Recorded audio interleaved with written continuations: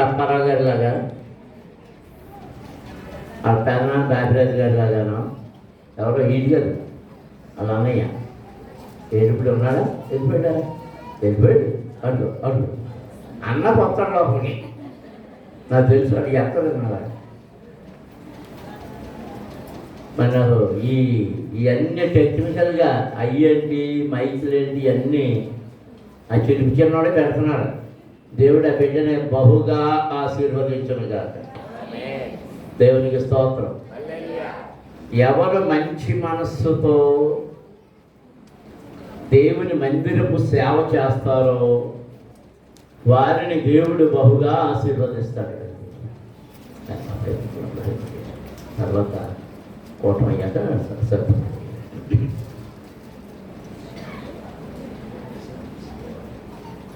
మరి ప్రార్థిస్తున్న వారికి మరొకసారి జ్ఞాపకం చేస్తున్నాను. ప్రతి అంశం మీరు లైట్ల కొరకు, కరెంటు కొరకు, అలాగే జనరేటర్స్ కొరకు ఏ లైట్లు ఆగిపోకుండా, ఏ మైకులు ఆగిపోకుండా మనకు మైకులు ఆగిపోయే ఉద్యోగం ఉంటుంది. పూర్వకాలం నేను ఎంత గొట్టాలు ఉన్నప్పుడు ఏ గొడవ ఉండేది కాదు. ఏమైనా కాలిపోతే యూనిట్లు కాలిపోయేది అంతే. ఇప్పుడు అన్నీ ఏంటో దానికి తగ్గట్టేమో ఈ ఎలక్ట్రికల్ డ్రమ్స్ వచ్చాక మొత్తం లాగేసుకున్నాయి. అది లాగేసుకుని వాళ్ళు 2-3 పెట్టలేదు, అవి పెట్టకపోతే తెగలు వచ్చేస్తున్నాయి. వాళ్ళేమో 2-3 పట్టుకొచ్చి తగిలించేస్తున్నారు. ఈ సంవత్సరం మన డ్రమ్ములే మరి అశోక్ అదే మన మొనాకాయలే, ఇంకేమొద్దు. దానికి స్తోత్రం చెప్పాడు. చెప్పండి. మాకు పాటలే కావాలన్న వాళ్ళు వద్దు, మాకు అయ్యే కావాలన్నాను. ఓ పని చేయండి, ఆయన రప్పిస్తాను. వాళ్ళకి పూటకి ఎంత కదా 2000 ఒక పనికి. అంటే ఎవరు రప్పిస్తారో మీరే రప్పించి ఆ 3 రోజులకి భోజనాలు పెట్టి వాళ్ళకి పట్టు కూడా ఏర్పాటు చేసి మీరే అవన్నీ ఇచ్చి కేవి ఇచ్చి పంపండి. అలా రప్పించే వాళ్ళు ఎవరైనా ఉంటే ప్రార్థన అయిపోయాక రాజుగారికి చెప్పండి. ఒకవేళ మీకు సలహా కావాలంటే చెప్తాడు.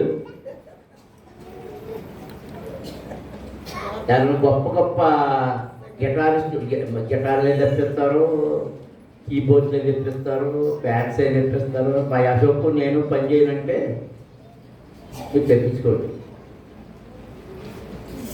అంతేనా? మీరు ఎంతమంది తెప్పిస్తారు మేము మాత్రం మా డ్రమ్మును మొరకాయలను మా అశోక్కి అవన్నీ చక్కగా ప్లేటట్టు చేయాటంకం, నీళ్లు కానీ భోజనాలు కానీ చేయాటంకం రాకుండేటట్టు ప్రార్థన చేయండి. అలాగే మీరు ప్రేమపూర్వకంగా ఇచ్చేవన్నీ త్వరగా ముందుగా తెస్తే కావలసిన సామాగ్రి కొనుక్కోవచ్చు. ఇక నేను పదే మిమ్మల్ని ఒత్తిడి చేయలేను. తండ్రి దేవునికి ఇవ్వాలనే కాంక్ష, ఇవ్వడం ద్వారా వచ్చే దీవెన పొందుకోవాలని ఆశ కలిగిన వారు, ఆసక్తి కలిగిన వారు మీరు తీసుకుని వచ్చి ఇవ్వండి. దేవునికి స్తోత్రం. హల్లెలూయా, హల్లెలూయా. పోయిన వారం నేను మీతో చెప్పిన అంశాన్ని ఈ వారం చెప్తున్నాను. ఈ వారం దాన్ని చెప్పడం, వచ్చే వారం దాన్ని చెప్తాను. ఈరోజు ఒక ప్రత్యేకమైన అంశం మీ ముందు పెట్టాలని నా మనసు ప్రేరేపిస్తూ ఉంది. కనుక లోకంలో జరుగుతున్నటువంటి భయంకర సంఘటనలు చాలా విపరీతంగా, దేవుని ఉగ్రత అనేక చోట్ల అనేక విధాలుగా మీద పడతా ఉంది. అమెరికా దేశంలో లాస్ ఏంజల్స్ అనే, కాలిఫోర్నియాలో లాస్ ఏంజల్స్ అనే పట్టణం ఉంది. అది ఎట్టి విధమైన పట్టణం అంటే ఒక విధంగా సొదొమ గొమొర్రాల వంటిది. అక్కడే హాలీవుడ్ అంతా అక్కడే ఉంది. అంటే ఈ సినిమాలు తీసే వాళ్ళందరూ అమెరికా దేశంలో అక్కడే ఉంటారు. అత్యధికమైన సంపన్నమైనటువంటి కుటుంబాలన్నీ అక్కడ ఉన్నాయి. దేవుని భయం ఏమీ లేదు అక్కడ. దేవుని భయం ఏమీ లేదు. సృష్టికర్తను నిందిస్తూ రక్షకుడైన యేసయ్య మీద వికటమైనటువంటి సినిమాలు తీసినటువంటి ప్రదేశం అది. విమర్శిస్తూ రకరకాలుగా ఎన్నోసార్లు దేవుని వాక్యము చేత వారు హెచ్చరించబడుతున్నా కానీ వారు వినడం లేదు. గత 4 రోజులుగా జరుగుతున్నది ఏంటంటే, అగ్ని ఆ పట్టణాన్ని, ఆ అడవులను చుట్టుముట్టి కార్చిచ్చు, మీరు పేపర్ చదువుతూనే ఉంటారు, టీవీలో చూస్తూనే ఉంటుంటారు, దహించి వేస్తారు. ఇప్పటికీ 12,000 ఇళ్ళు, భవనాలు, సంపన్నమైనటువంటి భవనాలన్నీ కాలిపోయినాయి. కొన్ని లక్షల ఎకరాలు తగులుబడిపోతున్నాయి. లక్షలాది కోట్ల రూపాయల నష్టం బుగ్గిపాలైపోతూ ఉంది. 12 మంది చనిపోయారు. వాళ్ళకున్న ఆ వస్త్రం బట్టి పారిపోయారు. పారిపోయిన బట్టి జన నష్టం తగ్గింది. లేకపోతే మనలాంటి వెనకబడిన ప్రాంతాల్లో అయితే ఆ మంటల్లోనే చనిపోయేవారు.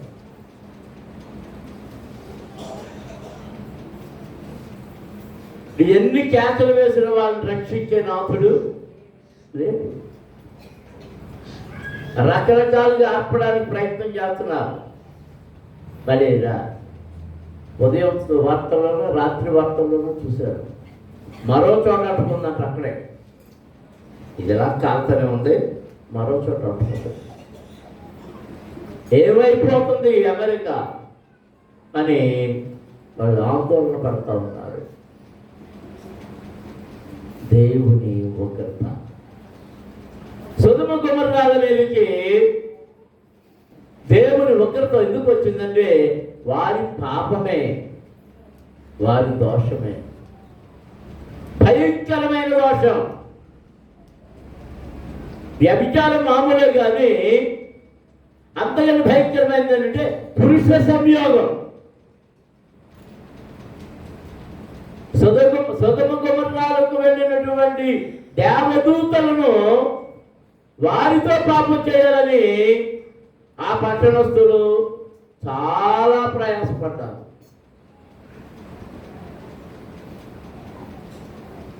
ఇంకా ఏమైనా దేవుడు వారి మీద కరుణించనేమో కానీ ఎప్పుడైతే దేవదూతల మీద వారు అలాంటి ప్రయత్నం చేశారో ఆయన కోపం బహుగా రగిలిపోయింది. లోతులు లేపారు, నడు, సూర్యోదయం కాకముందు నువ్వు కొండల్లోకి వెళ్ళిపో అని కొండలోకి పంపించేశాడు. వాళ్ళు అలా వెళ్ళగానే అగ్ని ప్రవాహాలు రావడం మొదలుపెట్టింది. దేవునికి స్తోత్రం. అందరం స్తోత్రాలు చేయవచ్చు. హల్లెలూయా, హల్లెలూయా. మనం అంత్యకాలంలో ఉన్నాం, చివరి దినాల్లో ఉన్నాం. మన హృదయం పాపమును విడిచిపెట్టకపోతే దాని శిక్ష మన జీవితాలను బూడిదగా మార్చేస్తుంది.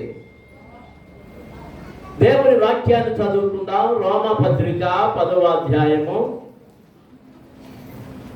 మొదటి నుండి కొన్ని వచనాలు 15వ వచనం వరకు చదువుకుందాం. ఇందులో కొన్ని మాటలు, శ్రేష్టమైన మాటలు జ్ఞాపకం చేసుకుంటూ ముందుకు సాగిపోదాం. రోమాపత్రిక 10వ అధ్యాయం మొదటి నుండి. దొరకలేదమ్మా, ప్రకటన గ్రంథం తర్వాత ఉంటుంది. మరి ఏంటి అలా మౌనంగా ఉన్నారు? సహోదరులారా, ఇశ్రాయేలీయులు రక్షణ పొందవలనని నా హృదయాభిలాషయు వారి విషయమై నేను దేవునికి చేయు ప్రార్థన అయి ఉన్నవి. దేవునికి స్తోత్రం. హల్లెలూయా, హల్లెలూయా. పరమ తండ్రి, పరిశుద్ధ దేవ, జీవాధిపతి, మీకు స్తోత్రములు చెల్లిస్తున్నాం. ఎంతవరకు మీ ఆరాధనలో మిమ్మల్ని స్తుతించి గణపరిచి ఉన్నాము, పాడి ఉన్నాము, మహిమపరిచి ఉన్నాము. మీ వాక్యమును ధ్యానం చేస్తున్నాము నాయన. నీ కృప కలిగిన వర్తమానమును మాకు అందించండి. వర్తమానము మీది. నీ ప్రజలతో మీరు మాట్లాడండి. నేను అయోగ్యుడను, బలహీనుడను, వాక్య జ్ఞానము మర్మము ఎరుగని వాడు.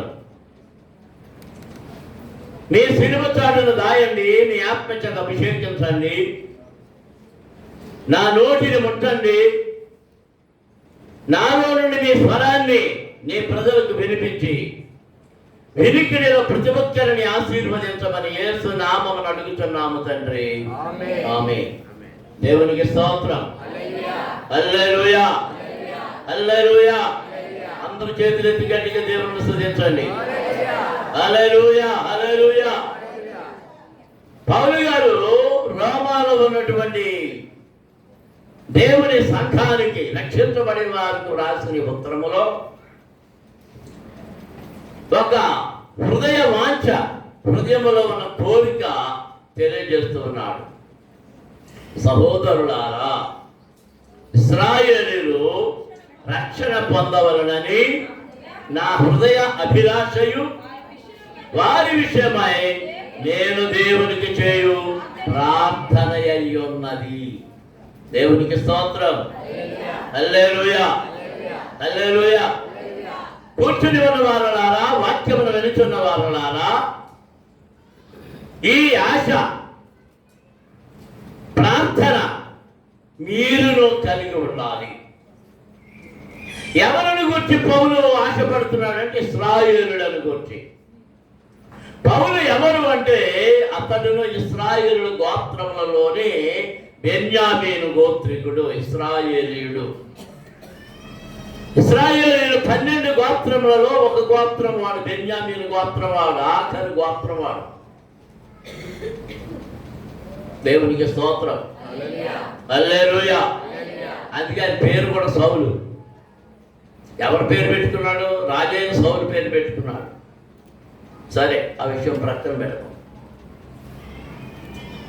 ఈయన ఇప్పుడు మారు మనసు పొందిన తర్వాత ఒకప్పుడు ఇశ్రాయేలు తమకు కలిగిన ధర్మశాస్త్ర విషయంలో, దేవుని విషయంలో చాలా పట్టుదల కలిగిన వాడై, యేసు క్రీస్తును నమ్మని వాడై,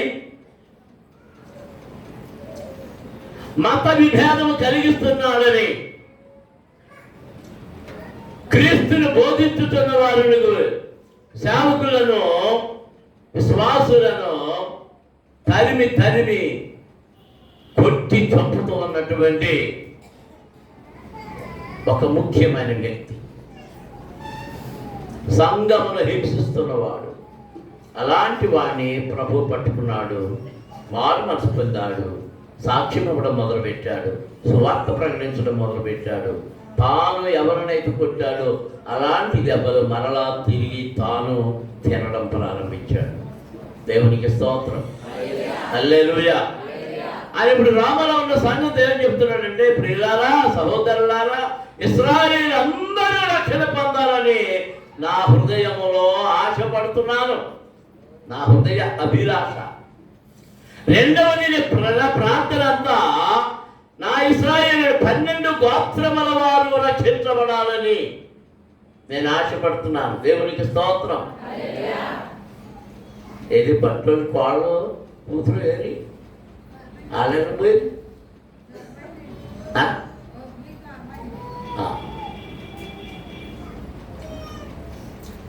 పౌలు ఏ ఆశ, ఏ అభిలాష, ఏ ప్రార్థన కలిగి ఉన్నాడో మనమందరమును మన కుటుంబములయ్యాడా. మొట్టమొదట మన కుటుంబముల ఎడల, మన బంధువుల ఎడల, మన జాతి ఎడల, ఎవరు ఏ జాతి వారో, ఒకవేళ కులం అనుకుంటే ఆ కులపు వారందరూ నీవు వెంబడించిన ప్రభువును వెంబడించాలని, నీవు పొందిన రక్షణ వారును పొందాలని, నీ కుటుంబం అంతా నీ వెనకే ప్రభువులోనికి రావాలని నువ్వు ఆశిస్తూ దేవుని సన్నిధిలో పట్టుదల కలిగిన ప్రార్థన చెయ్యాలి. దేవునికి స్తోత్రం. హల్లెలూయా, హల్లెలూయా. మీలో కొందరు అట్లాంటి ఆసక్తి, ఆశ కలిగి పట్టుదల కలిగిన వారు ఉన్నారు.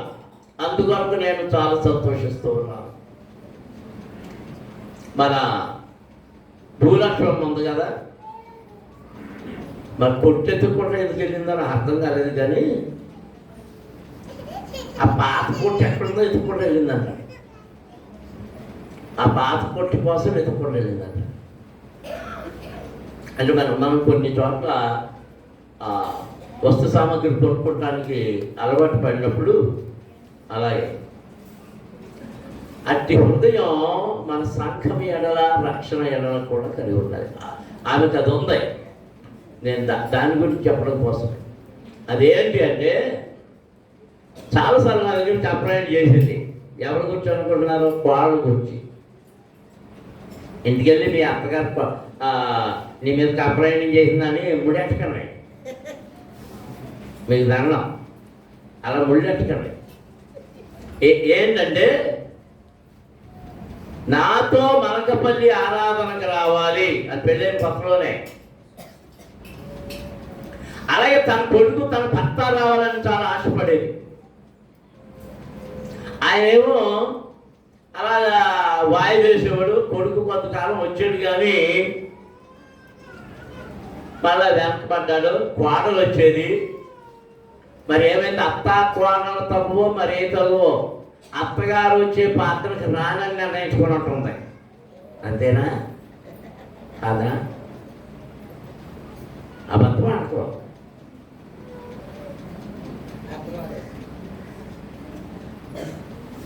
అంటే రూతమ్మ నిర్ణయం.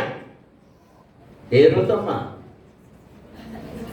మోయాబీయురాలైన రూతు ఒక నిర్ణయం చేసుకుంది. ఏమని? అత్త, నీ దేవుడే నా దేవుడు, నీ జనమే నా జనము, నీ బంధువులే నా బంధువులు.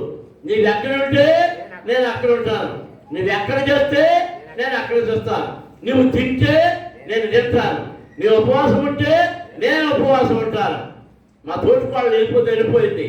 నేను మాత్రము నిన్ను నీ దేవుని విడవనే విడవ. దేవునికి స్తోత్రం. హల్లెలూయా, హల్లెలూయా, హల్లెలూయా. అలాంటి తీర్మానము నిశ్చేత కలిగి వచ్చింది కనుకనే ఆమె గర్భములో నుండి ప్రభు అయిన యేసు ఉదయించాడు. దేవునికి స్తోత్రం. హల్లెలూయా, హల్లెలూయా, హల్లెలూయా. దావీదు గారి తాత ఎవరో తెలుసా? బోయజు. ఆ బోయజు ఎవరు? ఆ బోయజు ఎవరు?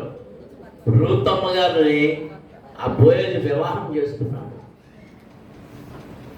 ఎంత భాగ్యం దొరికింది, ఎంత భాగ్యం దొరికింది.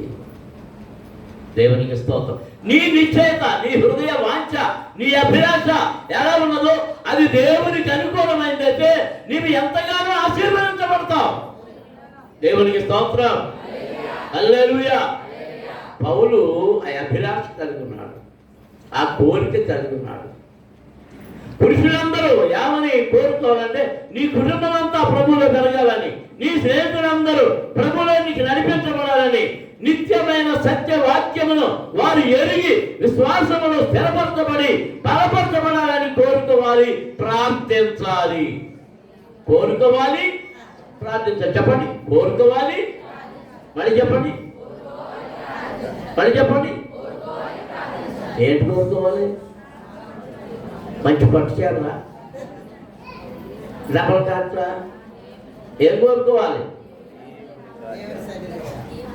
ఒక పాట ఉంది, ఇవాళ మా ఎంత చెప్పలేదు, ప్రాణం బాగుదా, కోరుదును నేను, ఏదో పాట ఉంది.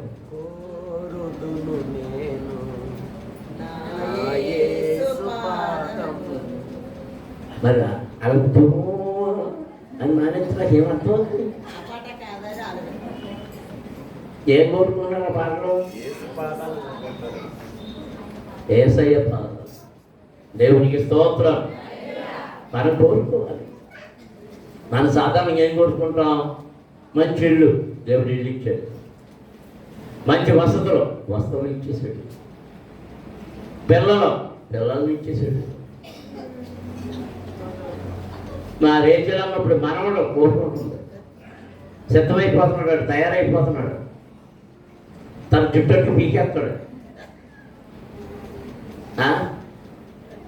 నువ్వు కోరినన్నింటినీ ఇచ్చేస్తున్నాడు.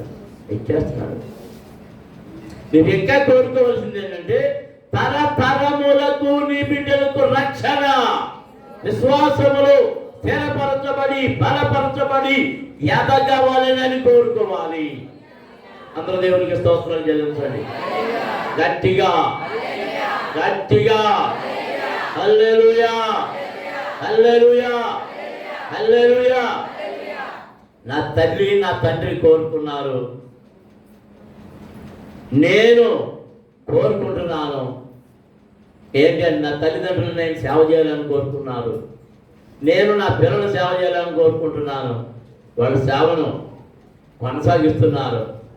మరో కోరుకున్న నా మానవుడు ఇచ్చాడు దేవుడు, వాడు కూడా ఆయన సేవలో ముందుకు సాగాలని కోరుకుంటున్నాను. మరి వాళ్ళ తల్లిదండ్రులు కూడా అలా కోరుకొని ప్రార్థించాలి.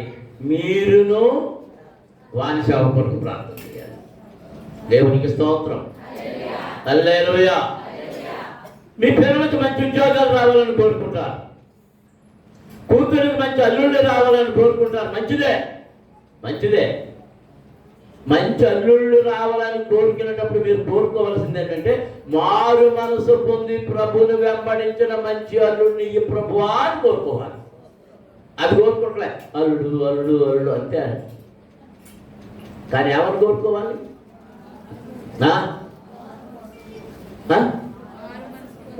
దేవునికి స్తోత్రం. మా పెద్ద చెల్లికి ముందొక మంచి ఉన్నతమైన కుటుంబంలో నుంచి సంబంధం వచ్చింది, తీసుకొచ్చారు. వాళ్ళంతా ఐఏఎస్ క్యాడర్లో ఉన్నారు, పెద్ద ఉద్యోగాలు చేస్తున్నారు. సరే, ఇంటి మాటలన్నీ అయిపోతున్నాయి. వాళ్ళు చెప్పిన కండిషన్స్ తర్వాత కొన్ని చెప్పిన తర్వాత అయితే మా కొద్దిగా సంబంధం అని చెప్పారు. నాకు ఏంటంటే మా ఇంటికి వచ్చిన తర్వాత బొట్టెట్టుకోవాలి. ఏం పెట్టుకోవాలి? మీరేం చేస్తారు? మళ్ళ పిల్లలు పొట్టోడు కనపడకుండా పెట్టుకోండి. ఒకవేళ పొరపాటు ఎదురైతే గబుక్కుని మొహం ఆయన దాచుకోండి.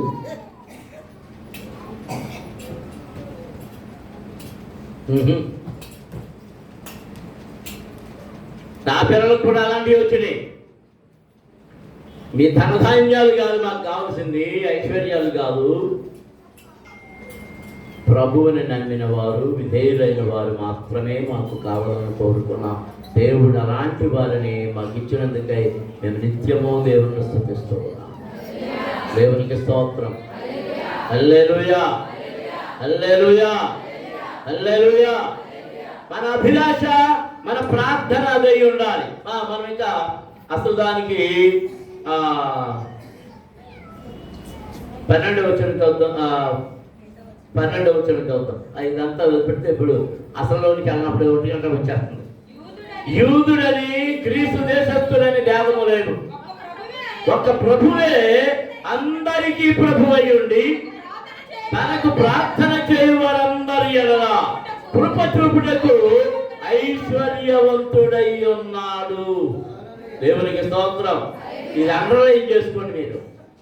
తనకు ప్రార్థన చేయు వారందరి ఎడల కృప చూపుటకు ఐశ్వర్యవంతుడై ఉన్నాడు. దేవునికి స్తోత్రం. ఎవరైతే ప్రార్థన చేస్తున్నారో, ఎవరైతే ప్రార్థనలు ఎదుగుతున్నారో, నిత్యము ప్రార్థనలు గడుపుతున్నారో వారికి తన కృప చూపువాడు. దేవునికి స్తోత్రం. హల్లెలూయా. జోయలా ఎంతసేపు ప్రార్థన చేస్తున్నారా? బళ్ళు ఆస్తులు అనుమానమే ఏదో నా మనవాడిని అడుగుతాడు, ఒరే నాన్న ప్రార్థన చేసుకున్నా అంటుంటాడు. ఎవడు కేరళలో ఉన్నాడు, ఇంటది. ఒరే నాన్న ప్రార్థన చేస్తావు అని ఇంకా ప్రార్థన మొదలు చేస్తాం.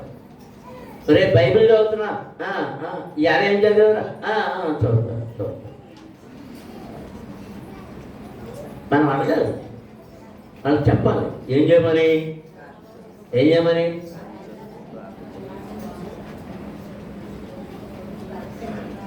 చూచేస్తాను ఏం చేయరు. ఏంటి మీరు ఆనంద పడతలేదు ఇవాళ? కుదేడా మీ అన్నయ్య పండక్కి వెళ్ళడా?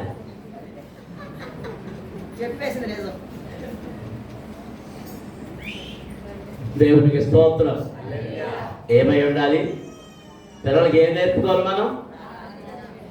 ముందు భోజనం చేసేటప్పుడు ప్రార్థన నేర్పండి, వాళ్ళకి అలవాటు చేయండి. అలా పండుగనే ముందు ప్రార్థన చేయడం అలవాటు చేయండి. లేచిన తర్వాత ప్రార్థన చేయడం అలవాటు చేయండి. నా మనవరాలు ఉంది, నా పక్కన పడుకుంటుంది. పడుకునే ముందు సడన్గా లేచి మాట్లాడుతుంది.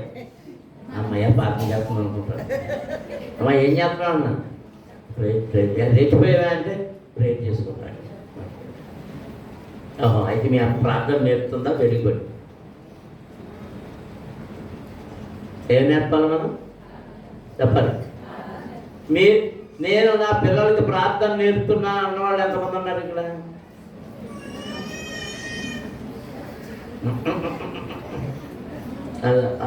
ఆ మోహన్ ఒకటి, ఈ మోహన్ ఒకటి ఏంటి రెండే. అది 3 చేతులు లేదు మొత్తం అంతా చెప్పి రాగా.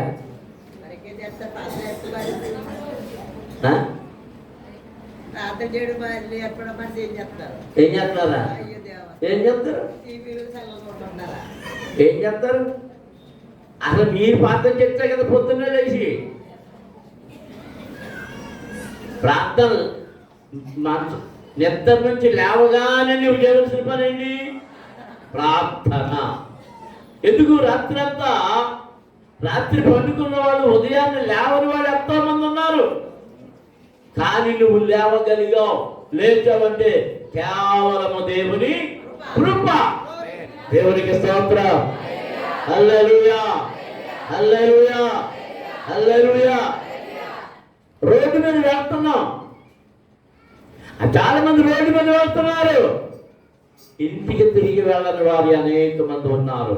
నీవు వెళ్ళగలిగావు, కేవలం ఏంటిది? దేవుని కృప. దేవునికి స్తోత్రం. హల్లెలూయా. నేను ప్రకటన మర్చిపోయాను. అహ్మదాబాద్లో సేవ చేస్తున్నటువంటి దావీదు సేవకుడు నెహెమ్యా గారు బొల్లైన హాస్పిటల్లో చేరాడు. రేపటి దినాన ఆయన గుండె ఆపరేషన్ ఉంది, ప్రార్థన చేయండి. మీ ప్రార్థనలో ఆయన కొరకు ప్రత్యేకంగా ప్రార్థన చేయండి. రేపు ఉదయం ఆయనకు ఆ గుండె ఆపరేషన్ జరుగుతుంది. అలా బొల్లైన హాస్పిటల్లో పనిచేసే మన ఎవరు నర్సమ్మలు అన్నారు. ఆ నర్సమ్మలను అందరూ కొంచెం వెళ్ళి అక్కడ ఆయన్ని పరామర్శించి ఆయనకు సహాయం చేయమని చెప్పండి. ప్రార్థించండి. మన తోటి వారు మన ప్రార్థన సహాయం కోరుతారు. మన అంతా ప్రార్థనా పనులు అనుకుని భ్రమపడిపోయి ప్రార్థన సహాయం కోరుతున్నారు. దాన్ని చాలా మంది అడుగుతారు, అయ్యారండి ప్రార్థన చేస్తున్నారు మా కోసం అని. ఏమంటారు అంటే, అబ్బా బాబు నీకోసం చేసేవా మళ్ళీ దొరకపోతాం. ఒకసారి కొన్ని హాస్పిటల్లోనే ఉన్నా. ఓ నర్సమ్మ వచ్చింది. అయ్యారండి ఎలా ఉందండి, అయ్యారండి అంటుందంటే నేను తెలుస్తాను నాకు అనుకుంది. నేను తెలుసా అండి అన్నాడు. నాకు తెలదమ్మా అన్నాడు. అది పెంటనట్టండి సగ్గర కోడనండి అంతే. ఓహో అలా అమ్మ, ఎన్నో కోడలు నేను అడిగాను, ఏది చెప్పి మధ్యలో ఏం ప్రశ్న ఇచ్చింది, మా కోసం ప్రార్థన చేస్తున్నారు అంత. లేదన్న. అదేంటండి అంత చేస్తున్నానని అబద్ధం చెప్పడం ఎందుకు? చెప్పదమ్మా, అది నేను చూసిందే ఇప్పుడు కదా, నేను చూసింది ఇప్పుడే కదా, మరి ప్రార్థన చేస్తున్నానని అబద్ధం ఎలా చెప్పరు అన్న. నువ్వు ప్రార్థన చేయండి అని చెప్పి, ప్రార్థన చేస్తున్నావు అని అబద్ధం చెప్పదు. ప్రార్థన చేస్తున్నావు అంటే అప్పుడే ప్రార్థన మొదలెట్టి చేస్తానని చెప్పు. ప్రార్థన చేయి, కనీసం ఒకసారైనా ప్రార్థన చేయి. నా మనవడు నాతో బుద్ధి పెట్టించుకోవచ్చు. ఊరు వెళ్ళాడు అందుకని.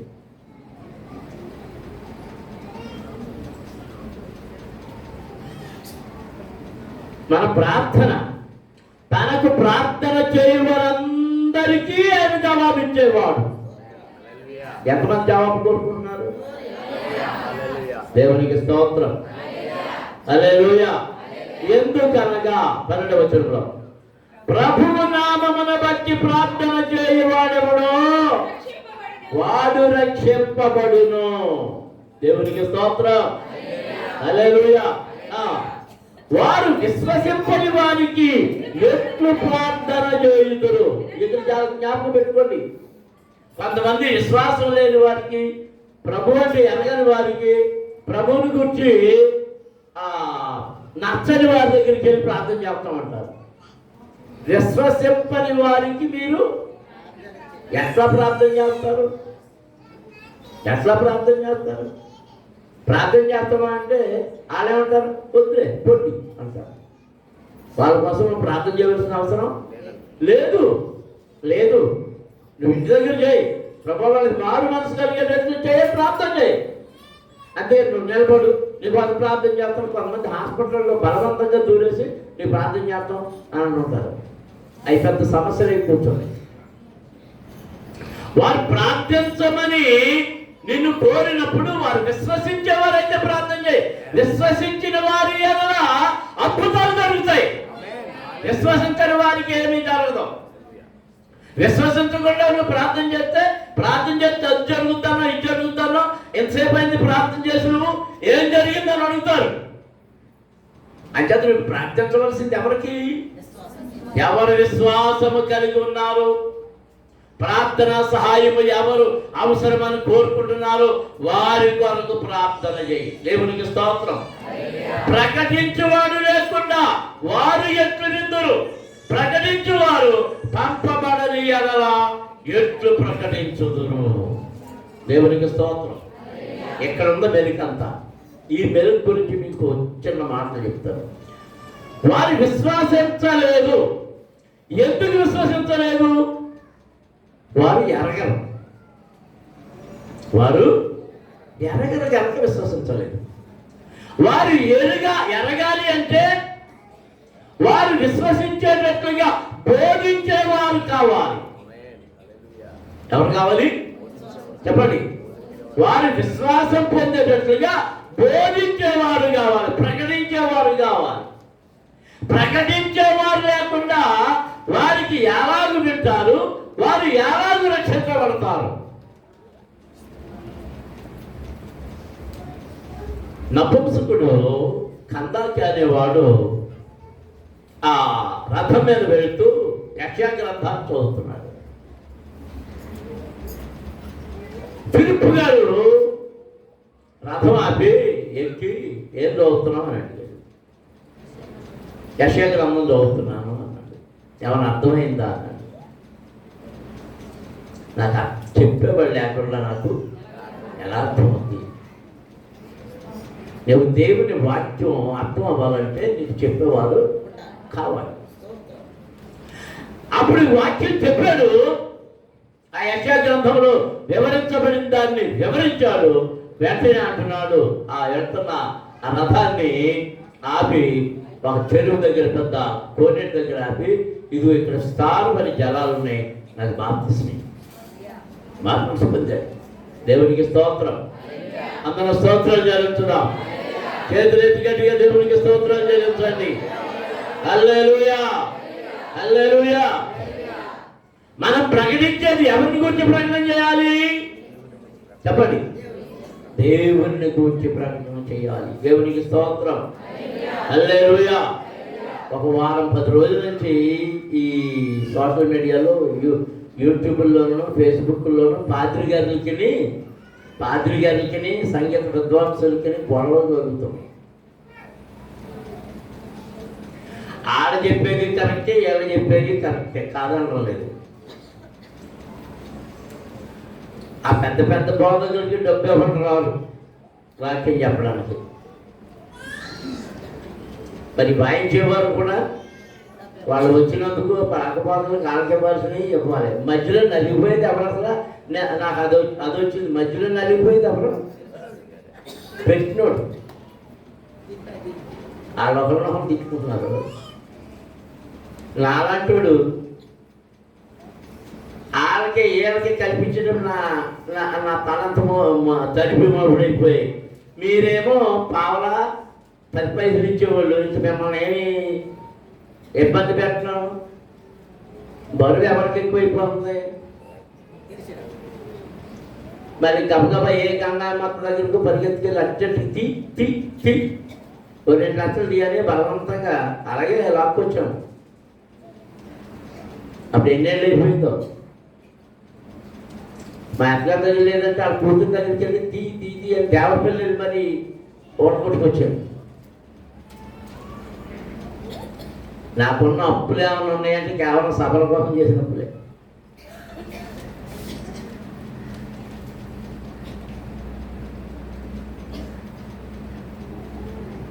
బాగా చేసి వాళ్ళు వెళ్ళిపోతారు, పాటలు పాడి వెళ్ళిపోతారు. వచ్చిన వాళ్ళు వాక్యం విని మోదని వెళ్ళిపోతారు. తర్వాత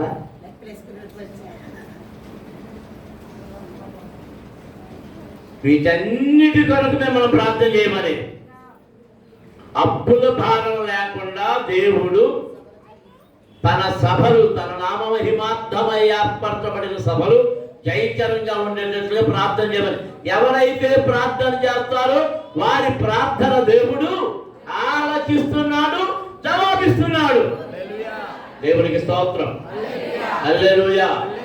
ఆ జవాబు ఎలా ఉంటుందో మన ముందు చెప్తాను. ఇక్కడ ప్రకటించువాడు లేకుండా వారు ఎట్లు ప్రకటించువారు పంపబడని ఎడల ఎట్లు ప్రకటింతురు. ఒరే మీరు వినవలసింది, మీరు వినకుండా వెళ్ళిపోతున్నారు. మీ అందములు ఇద్దరు లోపల రండి.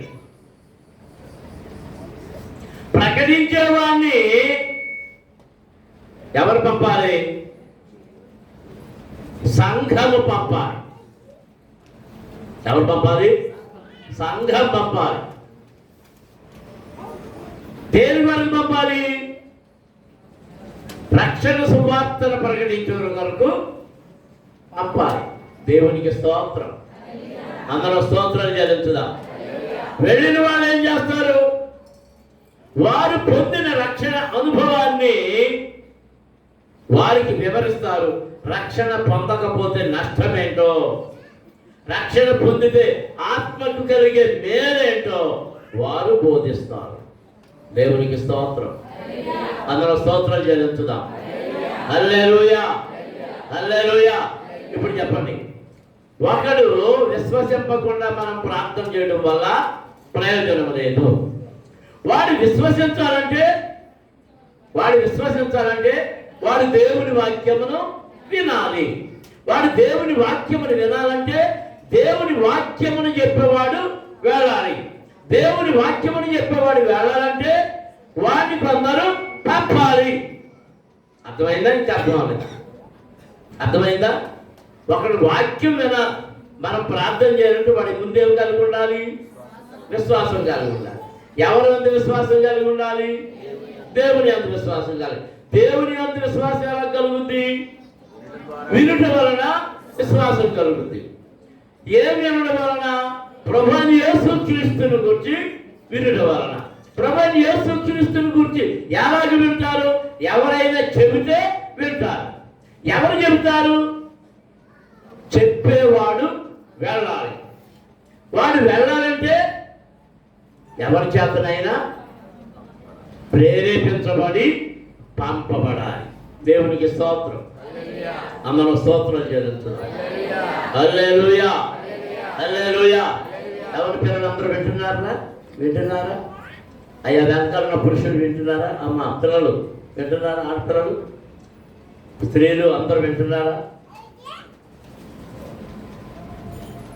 ఈ సందర్భంలో ఒక దైవజనుడిని మీకు జ్ఞాపకం చేసి నేను ముగించేస్తాను. ఇంగ్లాండ్ దేశంలో ప్రపంచానికి సువార్త ఇంగ్లాండ్ దేశం నుంచే విస్తరించింది. సువార్త పుట్టడం ఆసియా దేశాల్లో పుట్టిన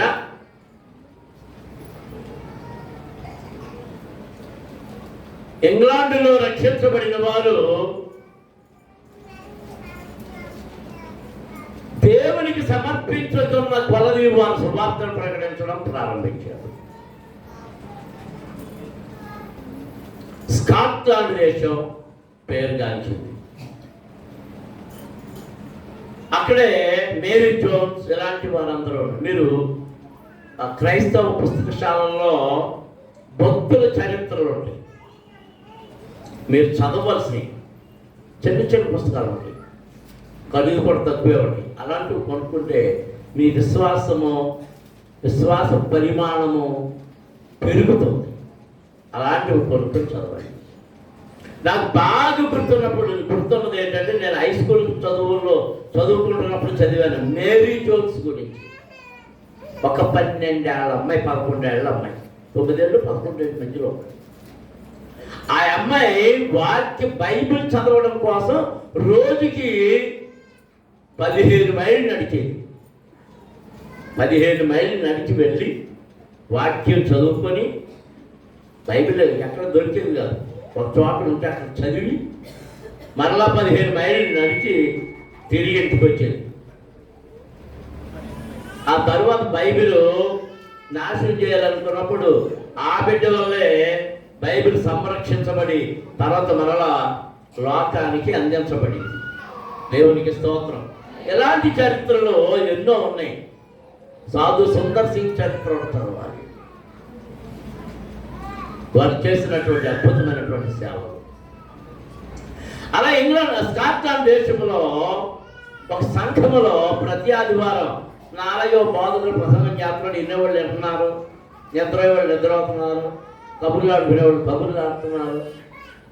వాక్యం అయిపోయిన తర్వాత ప్రతి ఆదివారం ఒక ప్రకటన చేస్తున్నాడు. ఆయన ఏమని ప్రకటన చేస్తున్నాడంటే, ఆఫ్రికా దేశంలో దేవుని సేవ చేయడానికి వెళ్ళే వారు కావాలి. మీలో ఎవరైనా ఉన్నారా? రండి, వారిని పంపిస్తాం. సేవ కొరకు పంపాలన్న ఆశ ఆ దైవజనులు ఉంది. దేవునికి స్తోత్రం. ఆ సంఘ పెద్దలు కూడా ఎవరైనా వెళ్తే పంపడానికి సిద్ధమన్నారు. వారి కేవు ఖర్చులు అన్నీ. అలాగే అక్కడికి వెళ్ళిన తర్వాత ఆ దేశంలో వారికి ఆహార పదార్థాలు కొనుక్కోవడానికి కూడా సహాయం చేయడానికి వారు సిద్ధంగా ఉన్నారు. ప్రతి వారము ప్రకటన చేస్తున్నాడు. ఎవరికి ఇక్కడు మనలేదు. ప్రతి వారం చేస్తున్నాడు. నెలలు గడిచిపోతున్నాయి.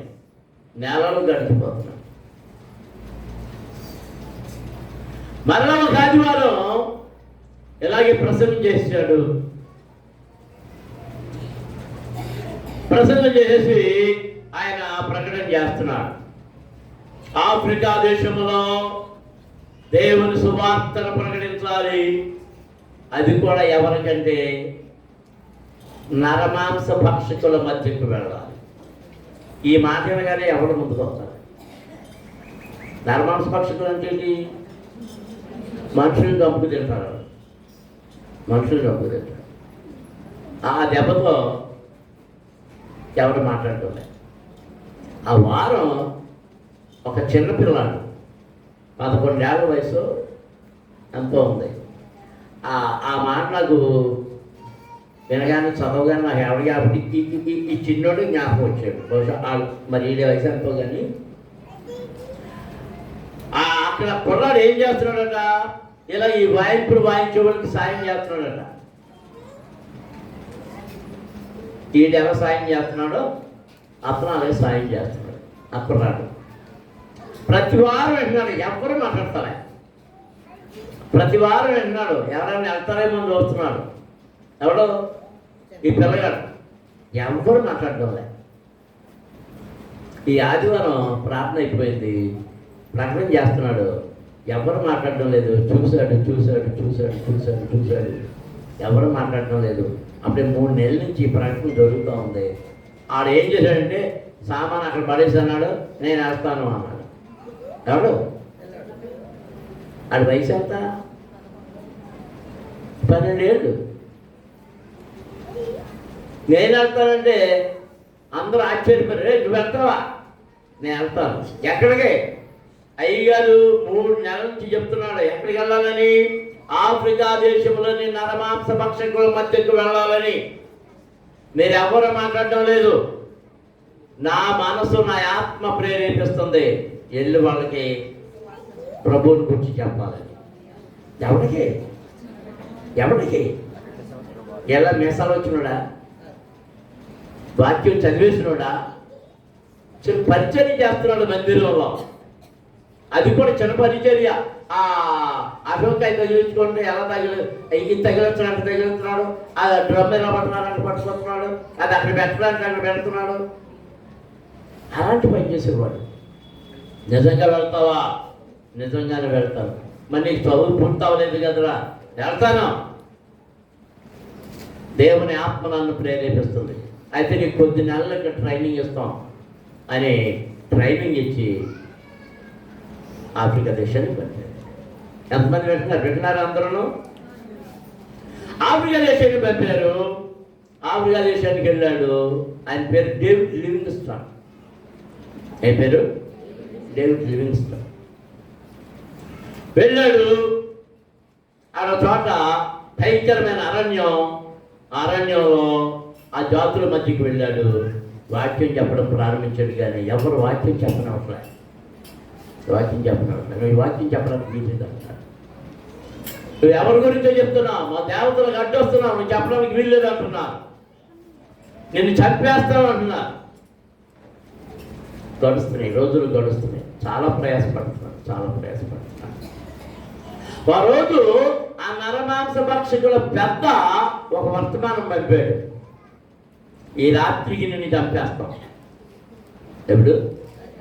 ఈ రాత్రికి వచ్చి నిన్ను చంపేస్తాం, తినేస్తాం అని. ఏం చేస్తున్నాడంటే మోకరించి ప్రార్థన చేస్తున్నాడు. ప్రార్థనలో ఉన్నాడు. తెల్లారిపోయి ఎవరో రాలే. సరే మళ్ళీ రాత్రికి వస్తాడేమో అని చూస్తున్నాను. కొద్ది నెలలు గడిచిపోయింది, కొన్ని సంవత్సరాలు గడిచిపోయింది. మెల్లమెల్లగా సేవ ద్వారాలు తెరుచుకున్నాయి. వాక్యం చెప్తున్నాను, రక్షించబడుతున్నా. ఒక చోట చిన్న సభలు పెట్టాడు. సభలకు పిలువబడ్డాడు, వెళ్ళాడు. ఆ సభలో వాక్యం చెప్పడానికి వెళ్ళాడు. తనకు ముందు ఒక అతను సాక్ష్యం చెప్పడానికి లేచి అతను ఇచ్చిన సాక్ష్యం ఏంటంటే, ఇప్పుడు మనకు వాక్యం చెప్పబోతున్న అయ్యగారు మా జాతి మధ్యకు వచ్చి వాక్యం చెప్తా ఉన్నాడు. ఆయన చంపి తినేస్తామని వర్తమానం పంపిన కుల పెద్దని, జాతి పెద్దను నేనే. అయ్యా, మిమ్మల్ని చంపేస్తానని మీకు వర్తమానం పంపారు, కానీ దేవుడు నన్ను పట్టుకున్నాడు అని చెప్పాడు. సరే, తర్వాత వాక్యం అందించేశారు. ఆ పెద్దలు కూర్చోబెట్టారు. పెద్దలు కూర్చోబెట్టి, అయ్యా నువ్వు ఆ రాత్రి రాలేదు, ఎందుకు రాలేదు? నన్ను చెప్తానని కబురు పెట్టావు కదా, మరి ఎందుకు రాలేదు అని అడిగాడు. అయ్యా మేము వచ్చాం. ఏంటంట? వచ్చాం. మరి నాకు కనపడలేదే. మేము వచ్చాం, నీ ఇంటిని చుట్టుముట్టాం. నీ ఇంటిని చుట్టుముడితే ఆ ఇంటి చుట్టూ 39 మంది ఆజానుబాహులు, మహాకాయులు నిలబడి కాపలా కాస్తున్నారు. దేవునికి స్తోత్రం. హల్లెలూయా. వాళ్ళ బల శౌర్యాలు చూసి భయపడి మేము పారిపోయాం. నువ్వెవరిని తీసుకొచ్చావయ్యా? మాకు అర్థం కాలేదు, కానీ నీ మాటలు మమ్మల్ని మార్చిని అని చెప్పాడు. సరే, కొంతకాలం అయిన తర్వాత ఈ డేవిడ్ లివింగ్స్టన్ గారు చాలా జాగ్రత్తగా, ఈ మాటలు చాలా జాగ్రత్తగా వినాలి. ఈ డేవిడ్ లివింగ్స్టన్ గారు స్కాట్లాండ్కి వెళ్ళాడు, స్వదేశానికి. ఆయన పంపించిన సంఘం దగ్గరికి వెళ్ళి ఈ సంఘాన్ని బోధిస్తూ, ఆ సాక్ష్యం ప్రకటిస్తూ, ఈరోజు నేను వెళ్ళినప్పుడు ఆ చంపుతానన్న వారు మరొక చోట కలిశారు. వాళ్ళని అడిగాను నేను, ఆ రాత్రి వచ్చాను, కానీ 39 మంది, ఎంతమంది? ఈ సంఖ్య మీరు గుర్తుపెట్టుకోవాలి. 39 మంది కాపలా కాస్తున్నారు అని చెప్పారు. ఇది విచిత్రం అనిపించింది అని సాక్షి. ఈయన ప్రతిదీ డైరీలో రాసుకోపోయాడు. అప్పుడు సంఘ పెద్దలు వెంటనే ప్రశ్న వేశారు, అయ్యా అతడు వస్తానన్న రోజు ఆ తారీఖు ఏమైనా గుర్తుందా అని అంటే, అయ్యా నేను రాసుకున్నాను, ఇది నా డైరీలో అని, పలానా తారీఖు, పలానా రోజు, పలానా అంటే. వీరు ఏం చేశారంటే సంఘ డైరీ తీశారు. సంఘ డైరీ తీస్తే ఆ సంఘ డైరీలో అదే తారీఖున సంఘములో ఇతను చేస్తున్న సేవ కొరకు 39 మంది మోకరించి ప్రార్థన చేస్తున్నారు. దేవునికి స్తోత్రం. హల్లెలూయా, హల్లెలూయా. అంటే 39 మంది చేసే ప్రార్థన 50 రోజులుగా మారిపోయి డేవిడ్ లివింగ్స్టన్ గారి చుట్టూ కావలి ఉంది. దేవునికి స్తోత్రం. హల్లెలూయా, హల్లెలూయా, హల్లెలూయా, హల్లెలూయా. నీవు ప్రార్థిస్తే ఆ ప్రార్థన నీ సమస్యలను తీర్చివేస్తూ ఉన్నది. నీవు ఎవరి కోసం ప్రార్థన చేస్తున్నావో వారి సమస్యలను తీరుస్తూ ఉన్నది, వారికి తోడుగా ఉంటూ ఉన్నది. నీ ప్రార్థన దేవుడు వింటున్నాడు. నీ ప్రార్థన నీ పక్షమున యుద్ధము చేస్తూ ఉన్నది. ఎంతమంది నమ్ముతున్నారు?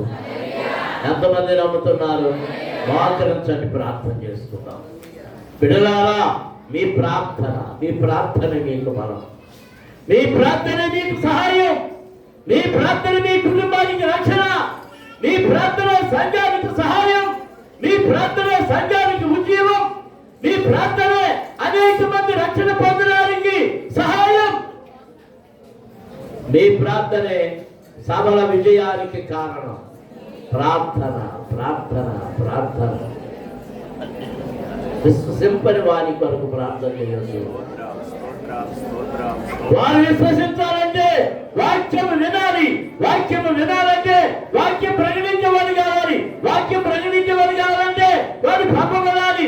పంపబడాలంటే పంపించేవారు కావాలి. నీ ప్రార్థనతో వారిని పంపు. నీ ప్రార్థన.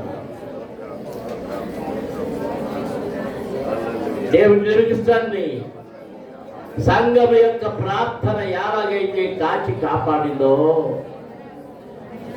నీ సమస్యలన్నిటినీ సంఘములో చేసే ప్రార్థనలు విడుదల చేయడానికి సహాయం చేస్తూ నీ ప్రార్థన నీ ప్రక్కన ఉంటుంది.